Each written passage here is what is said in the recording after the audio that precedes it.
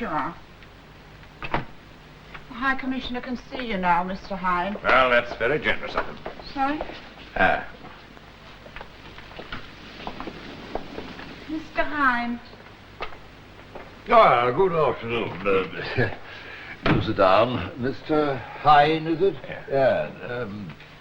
Enjoying your visit? No, as a matter of fact. Where are you staying? At the Imperial. You can't do much better than the old Imperial. They changed the name after independence, you know, called it Hotel 1 Dhaka. But they lost so much custom they'd change it back again. You're on business, I presume? Well, I'd hardly come to a place like this for a holiday. No, I suppose not. Well, now, Mr. Hine, what can I do for you? Well, as you say, I'm here on business. And I'd like to hold a reception and give it to various members of the government, you know, civil servants, ministers, all the top brass. But I'd like to hold it here, if you don't mind. And I'd be very much obliged if you'd come along with the missus and show the flag. Know what I mean? I'll pay for it. You want to hold a reception here? Yes, that's what I said. Yes. Well, I'm afraid that's quite out of the question, Mr. Hine. As the official representative of the British government here, I can only organize a function of that sort for an official trade delegation. But I'm hoping for a sizable arms order from this country, supplied by British firms, Your Excellency, and as a British citizen, I'm entitled to your support. Arms, did you say? Yeah. Guns, rifles, armored fighting vehicles, about £1 million worth. Don't worry, I've got a license. Well, Mr. Hine, I do whatever I can, unofficially, of course. I could probably let you have a couple of letters of introduction. Who to? Cecil Rhodes. Don't worry, Your Mr. Excellency, Hine, I can manage. Thank you. Extraordinary fellow.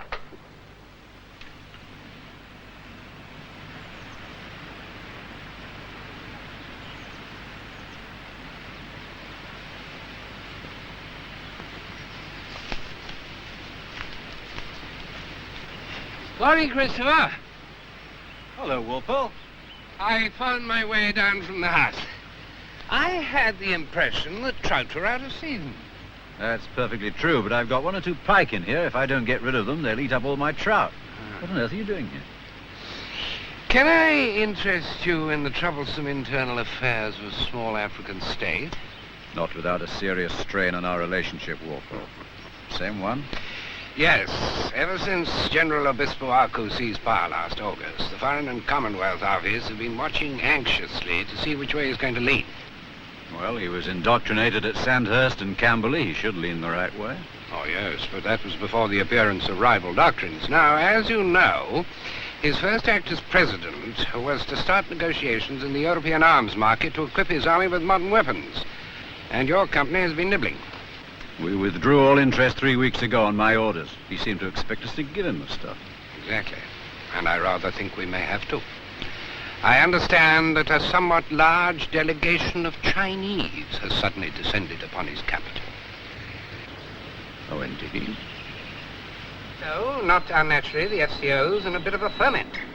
And I believe the American Special Relations people are doing handsprings over in Grosvenor Square. Well, what's the proposition?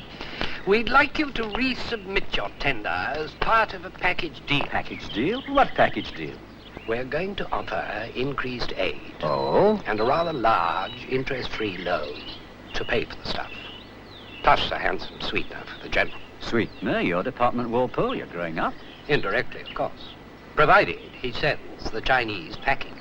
Naturally, but why don't you produce the ironmonger yourself? Royal Ordnance aren't going to like you, Walpole. Well, the theory is that Obispo Aku might find it less embarrassing with his local opposition to be seen to be dealing with a commercial group rather than with the British government. Yes, I see. An important difference in these circumstances. I couldn't quite imagine you being kind to Pendle just for the sake of it. You've been pretty sticky over the years, even with our more reasonable requests. It had crossed my mind to invite you to leave Whitehall and join our board. Are you making me an improper suggestion, Christopher? No, I suppose they'd only put in someone even greyer and stickier. Well, I'm not directly involved in this. I've been asked to act as an intermediary. A sort of honest broker. But we're short on time. I wondered if you could send somebody out there within 48 hours. I think that Harris better handle this one. As you know, I'm just about to leave on my annual session at the Health Farm. I propose to be entirely unapproachable for the next 2 weeks. And you're prepared to let Esther have full responsibility? Yes, sir. Does that surprise you? No, it's not the world's most difficult job, after all. And if it were? Esther's a trained soldier. He knows his weapons. But ex-brigadiers don't find it easy to adapt to business. And? Oh, I like him. Let's go and have a drink. Something which puzzles me, Sue, is how does all this Russian stuff find its way onto the American domestic market? Who are you waiting for? Heathcliff, World Arms. Oh. I still think he should have taken me with him. When I saw our favourite salesman off at the airport, he confided to me that he has periods which sometimes last for months at a time when he can't bear the company of women. I beg your pardon? When? Oh, all right, I'll call back. Did he honestly say that? I don't believe it. You don't. Besides, he'd never confide in you. And you'd not have said it if he weren't 5,000 miles away. I don't suppose I would. I wouldn't want to hurt his feelings or yours. Why are you always so beastly when he's away? Or is Samantha playing up again? Samantha? I'm afraid you're a bit out of date. I'm going for a walk, should anything important need my attention. Good.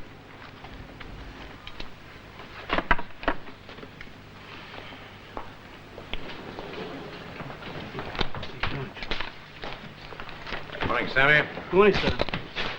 I'll be catching the afternoon plane out. Very good, sir. I shall prepare the account for you. Good. I hope you enjoyed a successful visit. Since you inquire, it's been sheer bloody torture. I am sorry, sir. Don't be so worried. It's not your fault. No, it's all right. I'll hang on to the briefcase.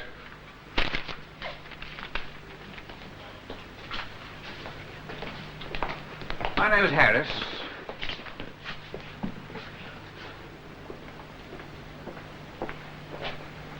Large trunk.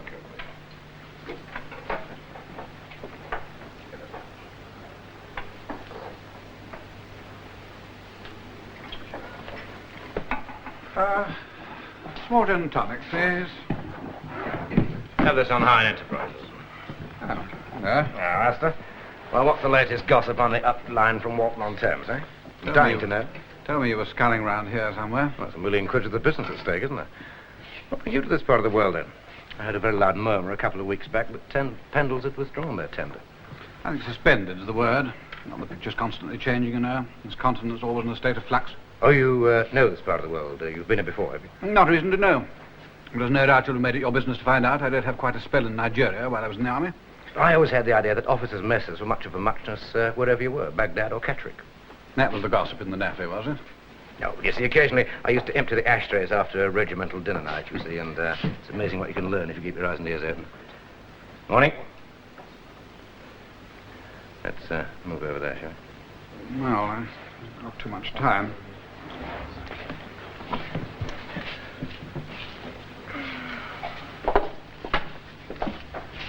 Astor, I'll tell you something for nothing. We're both wasting our time here. Those lads have got it all sewn up. How can you be so sure? Well, I wish you luck, that's all. You see that little chap over there on the left? He's the one I've got to watch. Liu Chen. He's not the nominal leader, but he's the one with all the influence. He's supposed to be the one that pulled off the Tanzanian railway deal.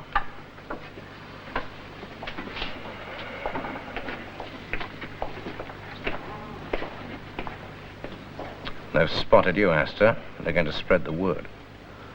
And they know who I am. They got you docketed, Astor. Never fear. Do you know what? A surprising thing has happened since the Boxer Rebellion. The Chinese are no longer to be seen invariably between the shafts of rickshaws. In fact, a good many of them have achieved quite a high standard of intelligence. Awfully instructive, these little lectures of yours. Well, that's the last one you get for a while. I'm on the plane out of here in a couple of hours. Same again, please. Hope you have had more joy than me. Not that you will have. I don't think even Pendles can compete with the Chinese People's Republic. I wouldn't be too sure of that. Well, not unless you've got government support. There's your only chance.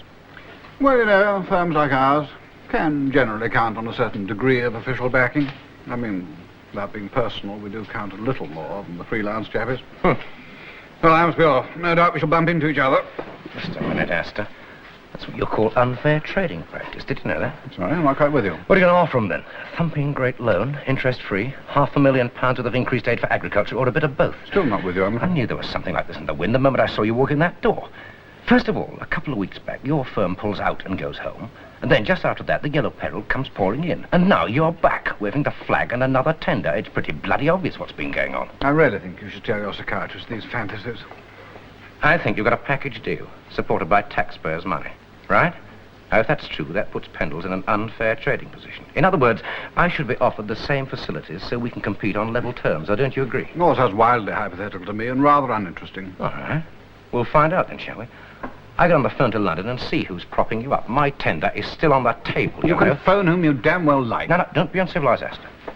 Just jealous, that's all. I'll tell you what. I'll make a bargain with you.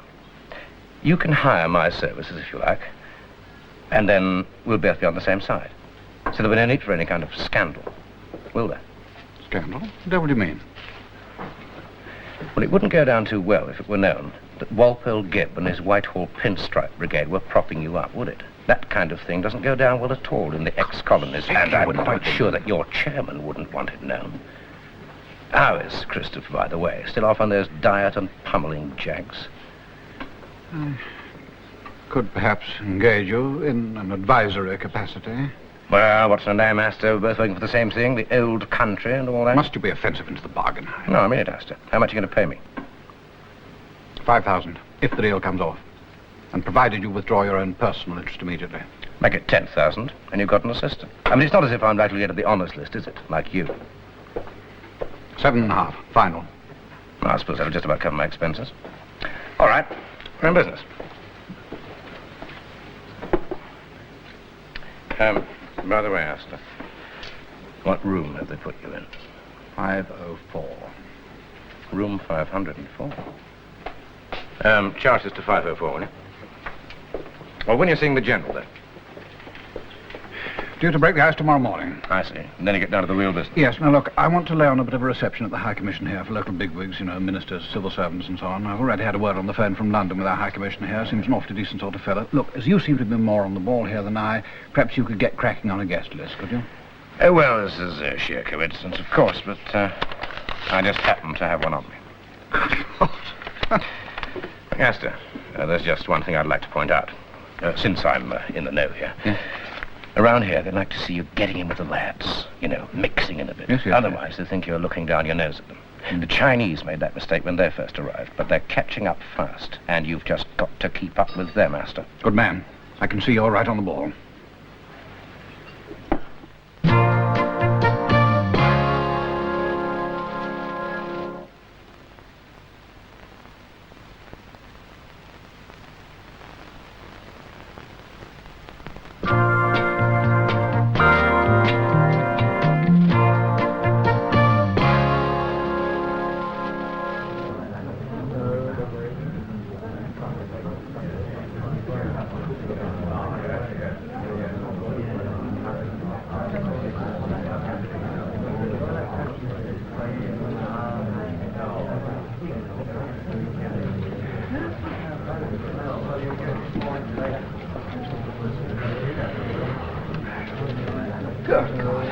A bit like Brooks, don't you think? Except the members are breathing. Brookson doesn't normally have to haggle with an illiterate doorman for 20 minutes, and then slip him a fiver before I let you in. Well, you should have slept on the fiver first. Of course, they are a bit choosy, you know. Same again, and large pink gin? Mm-hmm. Yes, sir. Just been having a word with our High Commissioner. He's going to be very cooperative about this reception. Oh, good. You mean he's going to condescend to do what he's paid for, eh? What did you have in mind to drop the General? Sorry? And the President, Obispo Aku. What did you have in mind as a backhander? Well, I thought a holiday. Anywhere in the world. Anytime he likes. And perhaps a boat for his personal use. A boat? The country is landlocked. Well, I assume there are lakes, rivers and so forth. Look, Astor, what's the steel worth? about £800,000. He's going to want something like £60,000 cash, sterling, deposited in his numbered bank account in that developing country, Switzerland. I was prepared to go to 75. Thousand? You serious? Yeah. You see, ex-presidents don't get paid anything as leaders of the opposition in countries like this, and they've got to make it while they can. Hine. Ah, How are you keeping? I trust your business is blossoming? well, no, at the moment it seems to be running a seed. Oh, really? Oh, come on, I'm sure that's an exaggeration. A man like yourself doesn't allow grass to grow beneath the ground? Yeah, you seem to be getting bogged down in agriculture. I apologize. It must be something to do with my antecedents. Look, I'm having a bit of a gathering at my place on Tuesday evening. Why don't you come along and bring your friend with you? It would be marvelous to have you both there. Yeah, well, we'll see if we can make it, eh? Good. You know where I live. Look forward to seeing you both there. Excuse me. Fine. Oh, Sully, you old bastard. Look, I got a phone to pick with you. Simon Caronway, barrister. Steer well clear of that one, Astor. We wanted to get to know you. He was fishing for introduction. Conceive why I should want to know me. I've heard of the United Action Party. He represents them, though he's not officially connected. That's the terrorist organization. It's illegal, isn't it? Let me put you in the picture, Brigadier. The UAP is a left-wing organization, based mostly on one tribal area, but in fact, they control quite a large slice of territory up north. Now, the late president, Dr. Wandaka, tried to keep them under. In fact, there's still about a dozen of them down the road in the prison waiting for the chop. But now, our present president, our friend, General Obispo Aku, wants to make his peace with them. And that's where the Chinese come in, is it? Yeah. See, the Chinese supplied the hardware for next to nothing. In return for this, the UAP are allowed to set up guerrilla training camps, recognized by the government, and they receive the help of their Oriental comrades. And then when the guerrillas have been trained, they slip them across the borders to places like Rhodesia and Portuguese colonies like Mozambique. Damn duplicity. You know, I don't know how anybody has got the energy to get stroppy in this climate. If I were the chairman of Pendle's, if I was Sir Christopher, I'd go into the air conditioning business. Still wide open. Oh, thank you very much. Excuse me, sir. Yeah. The president sends his compliment. Oh. And he wished to say that it is not allowed to remove the tie in the clubhouse. Bloody hell. Come on, let's go somewhere else, shall we?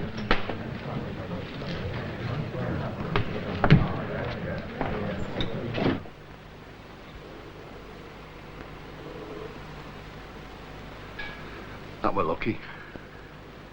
What was lucky? That big Yankee airliner. 264 people on board. Uh-huh. Just missing an Italian fighter plane. Only a yard or two in it. Oh, it could have been terrible.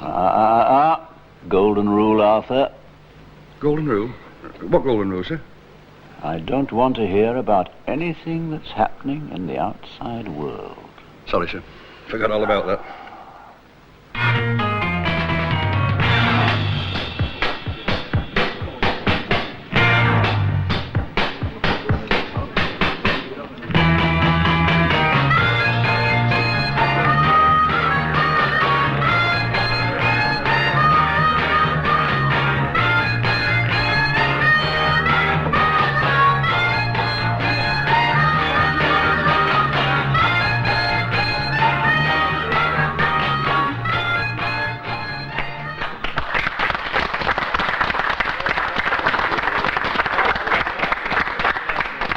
Salubrious, these haunts of yours. Right, one of the best places in town. All the best people come here, you know. They're allowed to do their own thing. Oh, I'm sure you're right. Asta, how about that then? That's what they mean when they say black is beautiful.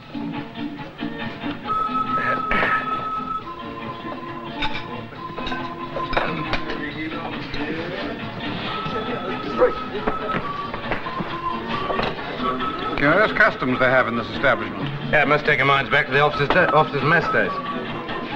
You know something else out of that wall? Great bunch of starving kids. They hang about there all night waiting for the food to come over, then they take it home for their mammies to make soup with. Excuse me, Asta. You had finished, hadn't you? Well, I think I'll get an early night. You stay here and enjoy. No, don't go. I was just about to organize a bit of female company. Have a seat, ladies. I say. Yeah. Now, my name's Joe, and this is my friend, Asta. How do you do? My name is Elizabeth. Do?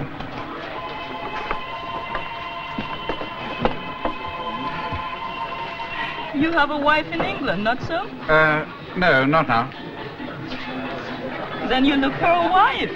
In Africa? Is that why you came? Your friend is not very happy. No, he's all right. He's just got a serious disposition. Which position?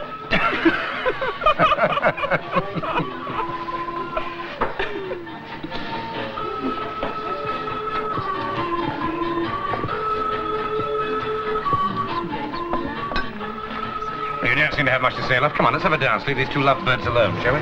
All right.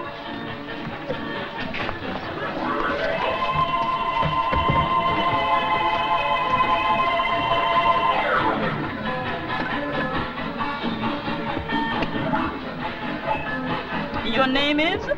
Harris. Astor Harris. Astor. Joe is your brother? No, we're not related at all, actually. He's as we say. Your brother. He's your number one friend, yes? All right, if you insist. Joe is my number one friend. Asta, how about this for the arms race, eh? You live in same house as Joe? Lord, no. Why? You have an argument with Joe? No. Since you seem so interested, we're on the best possible terms. You like black girls, Astor? Oh, yes, enormously. Well, then, let's dance. And later, maybe we play some games? Oh, good Lord, look at the time. I'm terribly sorry. I'm afraid I have to dash away. No doubt we shall see each other You're again. going already? Asta! What happened to Asta? Said it was time for him to go. Oh, dear. Left you on your own, has he? Well, I better go and find him. He mustn't be left on the rampage on his own, you know. You're going too? Yes, I'm afraid I must. You can just buy your sister a drink, will you? Thank you. Joe! Yeah? You come back tomorrow night, yes? It's going to be very hard to resist.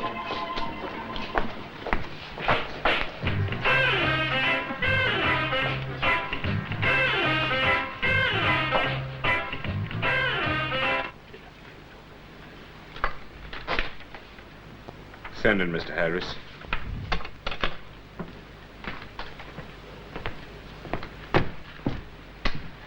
Good morning, sir. Good morning, Mr. Harris. This is Sir Melisande Chanvaka. He's the head of my civil service and also my official secretary. How do you do? He'll be in charge of the negotiations on my behalf. I'm delighted to meet you, Mr. Harris. Be seated, gentlemen. As a matter of fact, we've met before. On a major's course at Camberley, 54, I believe. Yes, I was at Camberley around that time, I suppose. I can't recall your face, but I dare say you remember mine because it's black. Well, what have you got to show us? Well, I thought I'd just go through my proposals in outline first, if I may, and then later on, if you're sufficiently interested, of course, we can get down to details. I hope your company has something a little more promising to offer than the last time. Well, yes, I think I can safely say that I shouldn't be here unless we had. Certainly. Yes, I'll ring her back as soon as I hear anything definite.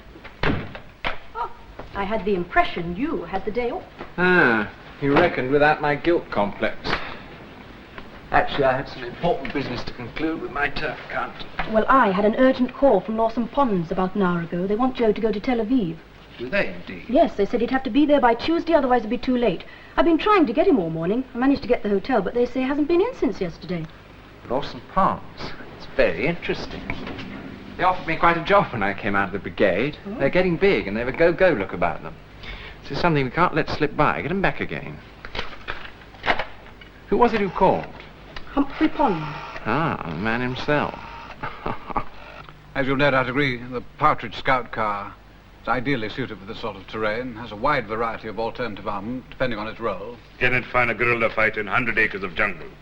Oh, well, that'd be a matter for personal detection radar sets, something we could go into. But this Partridge, there are no supply problems? All this equipment is available for immediate delivery. No transportation difficulty. None at all. I can all be airlifted if necessary over existing routes. This increase in aid which your government is prepared to offer, it is specifically for educational purposes? Well, I understand it has been earmarked for that purpose, but I'm sure that our authorities would be sympathetic if some of it were to be diverted to more pressing needs. The High Commissioner's in charge of that. He can give you all the details. Millie, what is your impression of all this? My impression, sir, is the propositions that Mr. Harris has put before us are very interesting. I have 1 or 2 reservations, but I do believe that it would be useful to have further discussions on matters of detail. Yes, I think so too. Then I think we will arrange for further discussions, Mr. Harris. Thank you, Millie.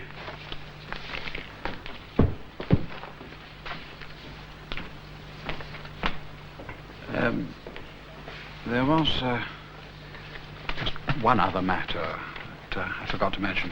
Yes, Mr. Harris. Provided that payment is made in full on the date of final delivery, we can allow for a discount of £60,000 for your personal use. Yes, that seems a satisfactory arrangement. Good.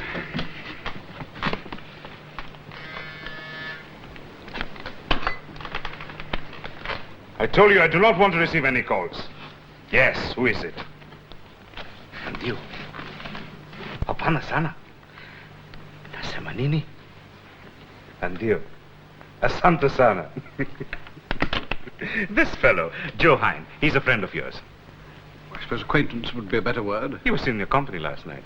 Well, yes, we do have certain interests in common. He was kidnapped by the United Action Party outside the Oasis Club, just after you left.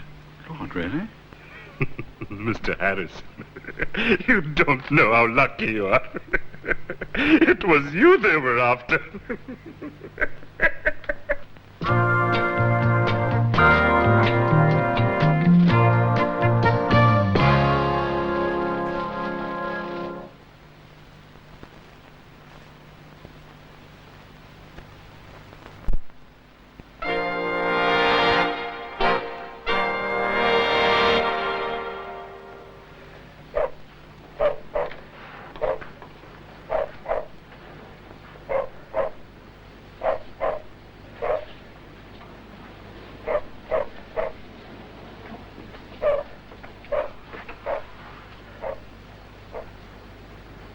Trying to eat in this establishment, Sebastian.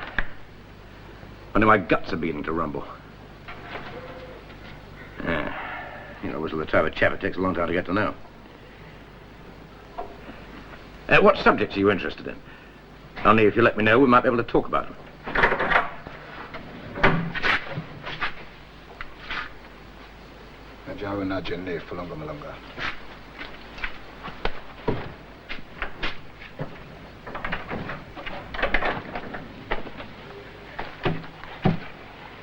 Listen, you're the number one in this enterprise. We have no leaders. Our organization is based on the Chinese army system. There are no officers and no privates. Everybody does the work which is most suitable for his ability. Not a bad idea if it works. We have now established that you are, as you say, Joseph Hine and not Harris. Oh, in that case, there's no need to waste any more of each other's time, is there? Now, if you'd just drop me somewhere in the town centre, I'd be much obliged. We've also established, Mr. Hine, that you too are an international arms salesman, and that you have been negotiating with the government of Obispo Aku to supply weapons from a British firm. Well, does that bother you? We would, of course, have preferred Mr. Harris as a hostage. But now we must see what can be done with you. Are you serious in suggesting that I'm worth anything? I am hoping very much for your sake that you are worth something, Mr. Hine. What are you asking? We are requesting the freedom of 12 of our comrades who are being tortured in prison, and for our party to be legally recognized, and for the arms contract with the British to be cancelled. We also ask for a ransom of £100,000. That sounds a bit optimistic. On the other hand, we have nothing to lose. Nobody in the world is going to worry about the loss of a corrupt, capitalist parasite. You know, when I first started in this business about 12 years ago, down the Fulham Road in a couple of old sheds next door to the pickle factory, I used to get a bit skint sometimes. And so I'd do a couple of months and nights behind a wimpy bar. I used to listen to a lot of blokes like you. all ready to start the new revolution on a couple of fried eggs and a beef burger. And then if I wasn't working nights, I'd sit in front of the television. Sure enough, there'd be somebody like you on that. Black, white, or indifferent. Bits of fluff all over his chops, hammering on about what was wrong with society. And I actually believed it for a while. You know, I nearly joined the party once. I got as far as Covent Garden, but I didn't quite make it. I had this idea at the time, you see. I was going to supply arms to all the lads, all the lefties, all the up-and-coming bloody Castros of this world. But you know something? When I got going, I found I couldn't tell the difference. You are mistaken if you believe that your opinion of politics is of any interest to me, Mr. Hine. Who used to live in this crap heap? A family of 6 people. The man could not get any work, so they moved back to their village in the Northern Territory. Friends of yours? I knew them. Suppose you lads aim to take over the country, eh? It is simply a question of time. Yeah. Well, that's where your problems start. If you lads ever make it, you'll find you spend all your time bashing the opposition. And every time the cost of living goes up 10%, you'll hand out the workers a 5% pay increase. These friends of yours who used to actually live here, do you think you're going to do anything to help them? If you make it, you'll find yourself stuck in a big Mercedes, dashing around with 15 or 16 motorbikes up front, and they'll still be picking coconuts. Seemed quite a nice chap. Once one had discounted the rough edges, you know. Too eager, of course. I suppose you'd know him quite well, being in the same line of business. Yes, we bumped into one another fairly often. Of course, being freelance, he wasn't... I always found him a very likeable sort of fellow. Yes, well, I suppose we should just have to wait and see. Just we can do. You've no specific instructions. No instructions apart from holding a watching brief. I don't think the FCO would wish to intervene directly, not at this stage. We regard it purely and simply as an internal matter. Of course, I have expressed our very deepest concern. I telephoned the President as soon as I heard the news. I wonder in the circumstances if you feel we ought to cancel the reception this evening. Oh, well, you may be right. Anyway, I'll get my secretary to make the necessary cancellations. On the other hand, I don't think this business ought to interfere with our negotiations. In fact, I feel we ought to press them even more urgently. Oh, you do? Oh, well, I agree.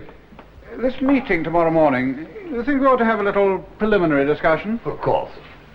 Oh, what about, what should we say, 7:30, breakfast at my hotel? Yes.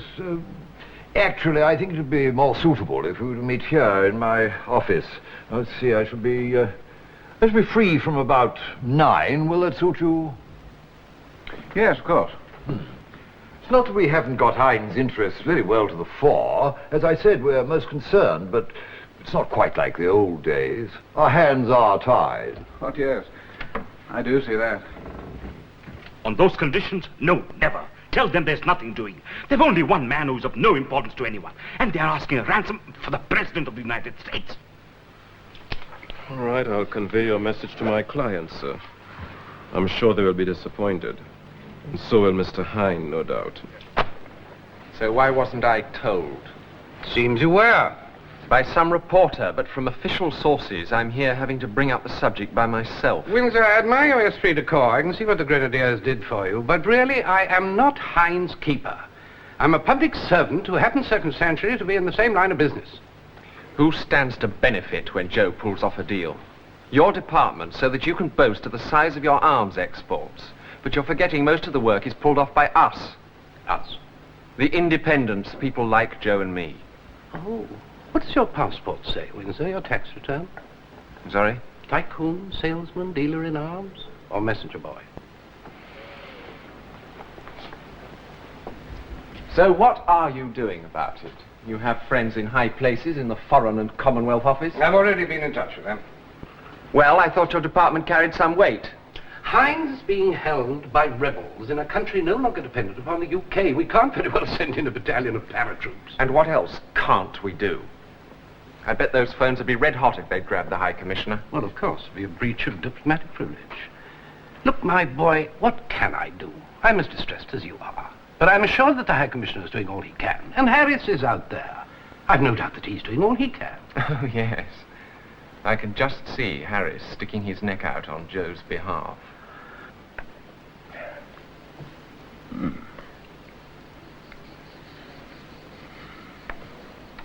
Not bad enough, this. And my compliment to the chef. That revolver there. That's British, isn't it? Webley 38. It's probably one of a batch I shipped out here about 3 months ago. Is it loaded? Yeah. So the General wasn't too happy with the arrangement, eh? What happens now? I am meeting with our People's Committee in an hour to discuss the situation. But I'll tell you what the situation is. If you put a bullet through my skull, the General will sign that deal with Pendles. When he gets the stuff, he'll have the best excuse in the world for using it on the United Action Party. So you'll be worse off than when you started. We are not afraid of such a possibility. I mean, you want to make something on the deal, don't you? I mean, take these conditions of yours. Take the money for a start. Now, that stinks of human greed, Sakusi, that really does. Nobody's going to believe you're going to dish it out among the lower paid. You won't get it anyway. So you can forget about that. And then this thing about making the party legal. All right. The General can make it legal this week, and then forget about it next week. So you've not much hope there. And as far as the arms deal is concerned, your only chance there is for Pendles to withdraw from the whole deal. But I can't see any chance of them doing that. That'll mean handing it over to the Chinese on a plate. And they won't do that. Not for me. So all you're left with is the chance of getting your mates out of the nick in exchange for me. I'll tell you something I learned a long time ago, Sakusi. It never pays to be too ambitious. And it never pays to be too ironical.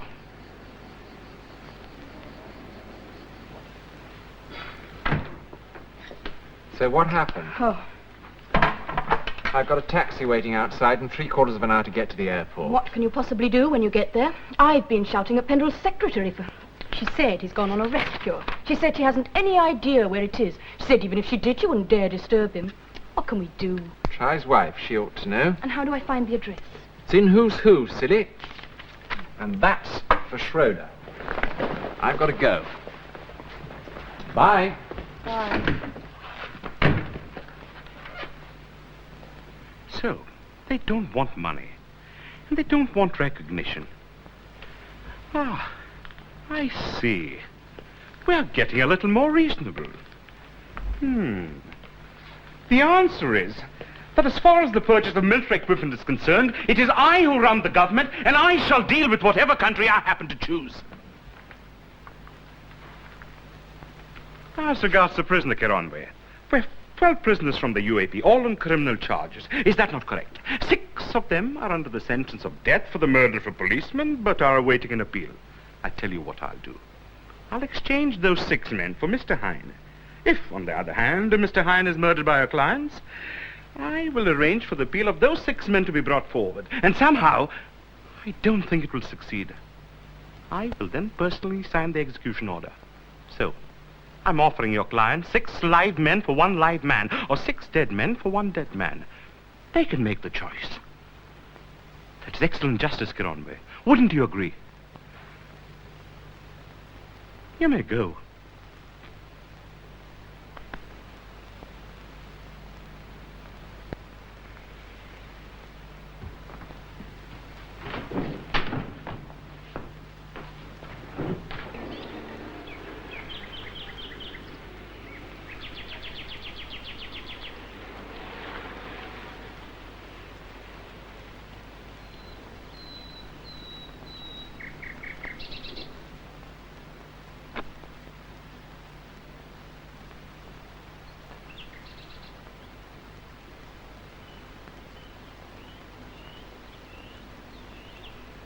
They get so famished at this time of year. Do you know, last week we had 16 different varieties of birds on this one table. Even the rooks came down. Lady Pendle, will you please read this? Oh, you read it, dear. I've left my reading glasses indoors. It's about someone your husband can help. Someone he knows in the same business. Mr. Hine. I know. That man in Africa. That salesman. Yes, I heard about it on the wireless. Yes, well, I must see Sir Christopher. dear, I'm afraid that's not possible. It's the one fortnight in the year when he won't see a soul. Otherwise, he's always very approachable. But Lady Pendle, your husband's the only person that can help Mr. Hine. Did you say you were his wife? No, I'm his secretary. Oh, I see.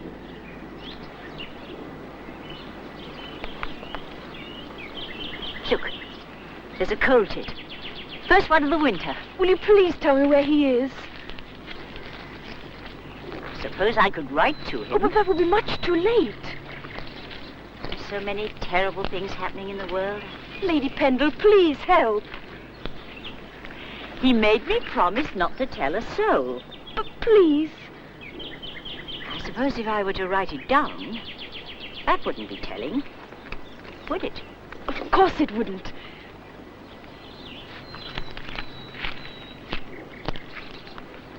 Thank you.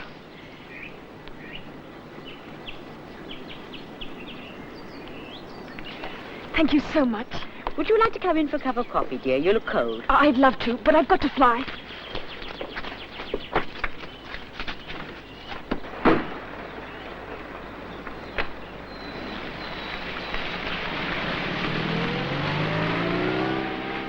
I'm sure it'd be quite easy to arrange. Oh.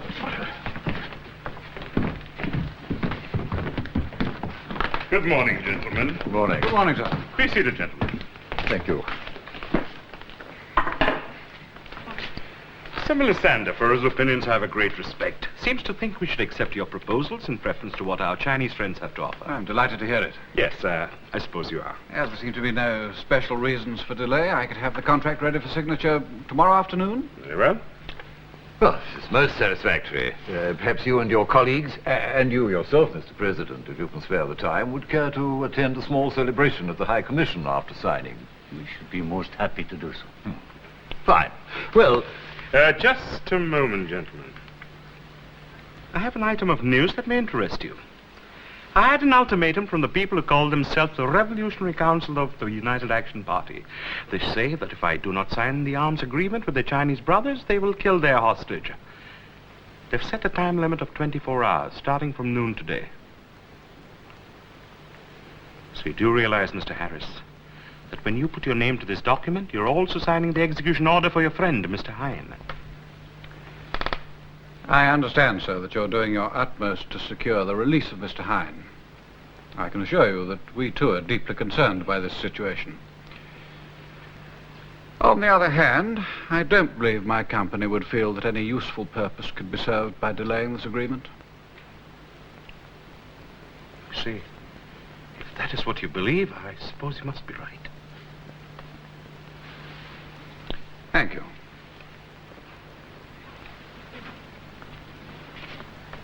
In. Out. In. Out. In. Out. Sir Christopher. Hello, nice Have to you seen this? Come on out of No, here. look, let me speak to him. Come on out of here, quick. Read it, please. Very sorry about that, sir. I think we'll get better out to massage room now. Just one moment. Well, of course I agree it's a serious business. May I ask what the hell you're doing about it? It is not my department's responsibility, as well you know. Stop nitpicking, Waldo. First, my own company, my PR man who picks up $15,000 a year for keeping our finger on the public pulse. First, he keeps me in ignorance, and now you quibble and yawn. Christopher, I have in fact suggested to the Foreign Office that you should be informed. But I'm given to understand they have complete confidence in Colin Bryce, the High Commissioner, and as he's on the spot, he's best qualified to cope. And as for your staff, well, I mean, this situation calls for someone to make an appalling decision, and I suppose subconsciously they were trying to ensure that it wouldn't have to be you. But good God, Walpole, what am I doing at the head of a large industrial company if I have to be protected from making decisions? Now, please listen to me carefully. As I understand it from the newspaper reports, Hine's life will be at serious risk if this contract goes through. Is that correct? That seems to be the case. And how far have we got with the contract? It's on the point of completion. Christopher, it's on the point of completion. Right. Now, if you're saying it's a choice of having a man's death on my conscience as against a few £1,000s profit, I can see only one course of action. There are plenty of ways of making money, but I've only one conscience. I would therefore be obliged if you would ask your Foreign Office friends to contact Harris immediately on my behalf and instruct him to withdraw from this deal. Most certainly I'll do that at once, and if I may say so, with a good deal of pleasure. I'll speak to him myself as soon as I get back to my office. Arthur, I've got to go. Well, Harris here. Ah, Harris, there you are. I've been trying to get you for over an hour. Well, the telephone systems in some of these developing countries... I want to convey to you, Harris, that I think you put 2 left feet into this undertaking from the start. May I ask you why you failed to let me know what was going on? Had no alternative, sir. Simply had to press on. Press on. Good. Now, just one moment, sir. I came out here on your instructions to conclude a contract with this government against serious opposition. That contract is now ready for signature. It doesn't occur to you, I suppose, that if we completed this contract, it would place the good name of this company in serious jeopardy. The good name of Pendles may mean nothing to you, Harris, but I can assure you it is of the greatest importance to me. I hope that you'll remember that in your future activities on my behalf. May it also be understood, sir, that in any other future activities on your behalf, I can hardly be expected to change horses in midstream without prior consultation. Harris, the deal's off. You'll take the next plane home, is that understood? Yes, sir. I understand perfectly.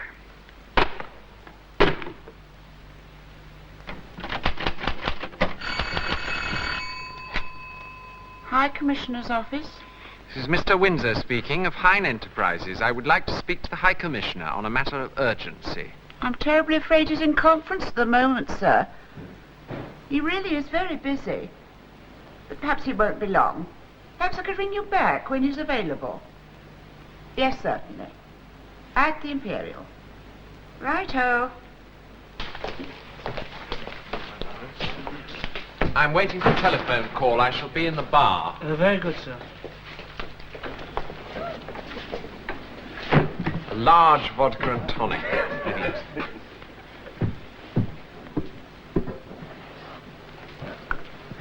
Hello, drinking the bloody profits again.